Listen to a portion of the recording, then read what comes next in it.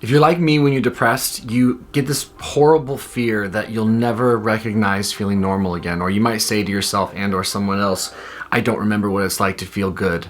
I can't remember the last time I felt good. I'll never recognize feeling normal again. I don't even know what normal is, right? Feeling happy, feeling okay, feeling uplifted.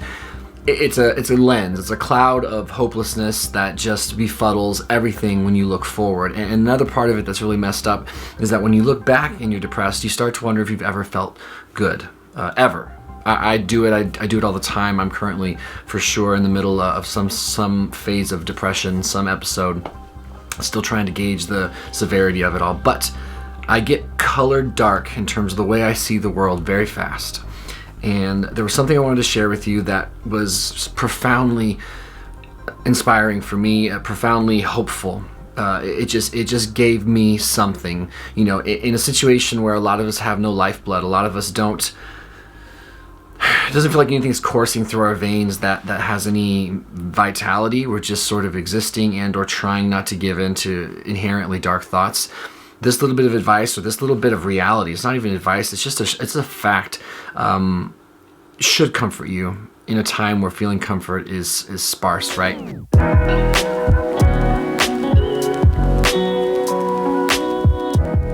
As much as I and perhaps you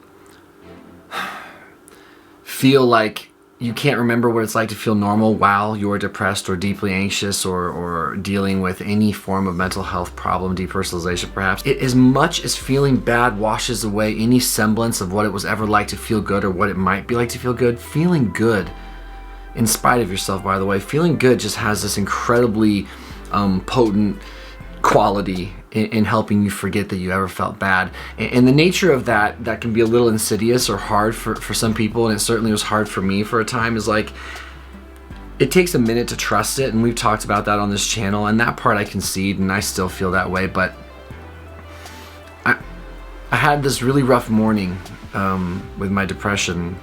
Morning times can be mysterious for how it's going to hit me, how it will affect me. I try not to wake up and start hyper-analyzing if I'm having a hard time, but you know, if you went to bed horribly depressed, you can just open one eye and just be like scared, quite frankly. You're just freaked because you're just like, oh man, is this about to continue? Anyway, my morning was going in and I was having a rough time, but I was, you know, trying to be productive, stay mindful, stick with my plan, blah, blah, blah. And then my wife got home and I almost had that writhing feeling, and this plays into the video, but the topic of the video, but I had that just like, fuck, I'm uncomfortable. Keep doing stuff, Noah, you're all right, you're all right.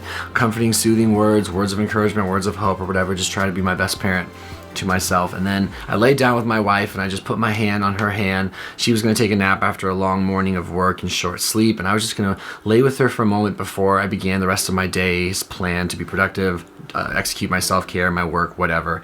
And I just touched her hand, I did some square breathing, and I was afraid that I was going to be in misery for the rest of this day at least. And then my mood shifted. My mood just shifted as I was laying there. From deeply uncomfortable, probably 2.5, 3 on the mood scale, 5 being normal, 10 being manic, 1 being hospitalized, 2.5, 3, which is quite uncomfortable, to pretty stable. I literally left after 10, 15 minutes of almost being in a meditative state in the dark, human contact, close to someone who nurtures me, whatever. I don't know. The point is, it made me want to record this video because in an instant, I forgot how it felt to feel bad. I conceptually was like, of course I know what it's like to feel bad. I struggle with depression. A lot of us do. But in this weird wave of good energy, good feeling, this mental clarity that I didn't have, which I still to this moment, I'm like, what is going on right now? I'm about to like start forcing her to go take naps, and I'm just gonna lay and touch her hand. But the point is, we are very susceptible to good feelings still, even when bad feelings, when gray vision, and when trust and faith in our brain chemistry and in our space in this world and in our apathy, when all of that is gone, if a good moment hits you, even if you struggle with depression consistently, you'll recognize it just as clearly as you'll recognize feeling poorly.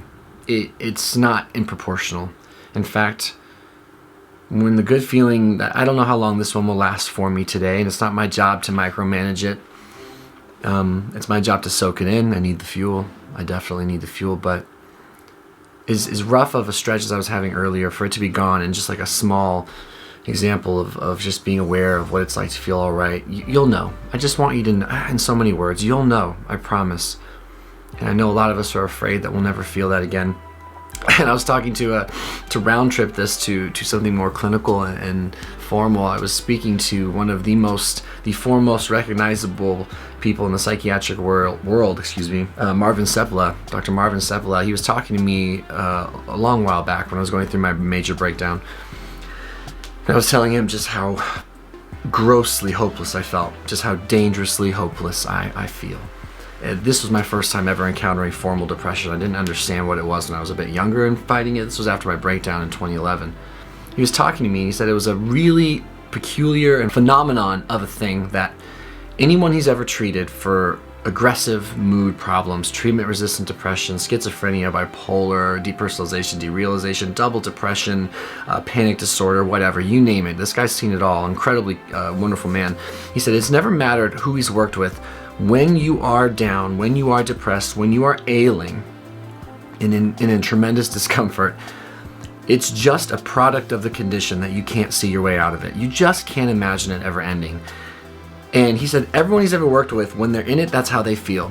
When they're out of it, they're blown away that they feel that they feel good. They're blown away. They don't really remember what they were depressed about. Not that it works that way, but the point is we encapsulate whatever state we are truly in. We really do. And to finish this comment about Dr. Seppala, he was saying that like people he's worked with who've battled severe depression, he's seen them go from the hopeless state to recover, or being in remission, as it might be more appropriately stated. Certainly has been in my experience. I see them go in and out, in and out. And then if they go back, once again, they remain hopeless. They forget that they ever came out of it. They forget that it ever ended. And then they recover and they go back into remission. They start getting stable again, whatever. And they forget that they were ever depressed. And all of this is to say, because I was hoping that the nature of this video could offer you guys some solace as it does me. All this is to say is that when we are stable, we will know. And we will be joyful and at peace. And we'll be able to embrace it, and we'll be able to taste again, we'll be able to feel comfort again, we'll be able to experience calm and joyfulness again. We'll know we aren't scarred forever for having endured tremendous mental health trauma.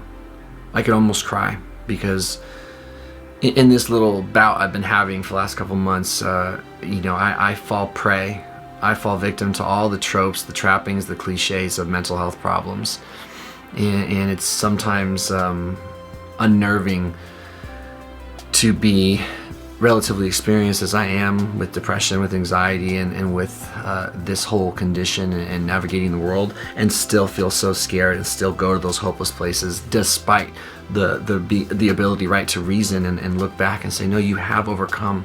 So to know that I have the groundwork, the foundation, and the timeline that shows me that I'm going to be all right. This is going to be all right. It doesn't change how terrible it feels, and it doesn't change how magnificent and how peculiar it is when stability rolls back over you, where you're just like, where was I? Like, where did I just go? And it means to me, the way I take it is, it means life is still worth living. It reminds me that boy, I pray I can always hold on and keep fighting and keep attempting to do the next right thing, to experience these moments and to see if I can help them prolong. And then if not, to still continue to find ways to be useful and fulfilled and do something meaningful in the in-between times, in the interim times, in the dark times. I hope some of this connected with you. I hope it made sense. I'm just so profoundly thankful that I went from being so depressed so fast to stable, just laying with my wife there and touching her hand while she was starting to nap. That was crazy. That was powerful, and I'm enjoying it very much. It's like, there you are. I'm always in there, right? And I don't know if you guys ever feel this way, but I'm always in there, like the true me, like the inherent, free, joyful inner child, excited, and that version of me or whatever. The authentic self that I try to most identify with, it's always there. I'm just fighting through mud. I'm just there's just stuff in the way. There's brain fog, and there's this discomfort, and there's this apathy, and there's hopelessness. But real me knows that I got stuff in the way. I just got to clear it out. I think at this point I am ranting and rambling, but it feels good to talk to you guys from the heart in a genuine way, in an unforced way, in an inspired way. Because that's one of the things I struggle with on this channel, like any creator does on YouTube, and I imagine anyone does in general, is behaving and executing and engaging and doing the things, right, that we want to do, need to do, and or used to want to do, used to need to do, whilst you feel really dark, really down, really depressed, really low, really confused, low on energy, lethargic, all that.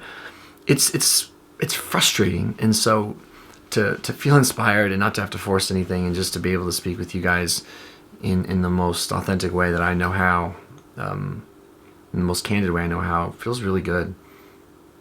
I'm just so glad I could have a moment like this and have a camera ready and be in a space where I could share with you. I was just editing a video for the channel I run with my dad, and I was like, I gotta talk to my people.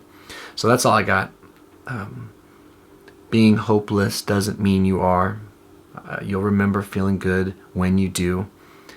And there's courage inside each and every one of us, and bravery deep, deep inside each and every one of us when we're going through unthinkably dark spirals and times.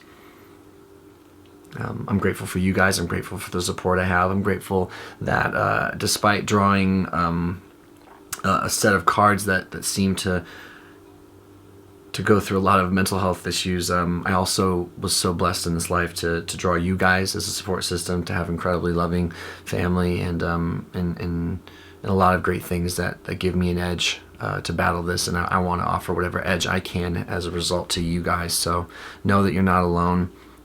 You're welcome, wanted, and needed, and I hope you heard something here, felt something here that makes you want to come back and just experience life with me, do life with me, and all of its greatness and all of its tremendous sadness and everything in between. Yeah. We'll talk soon, all right? Take care.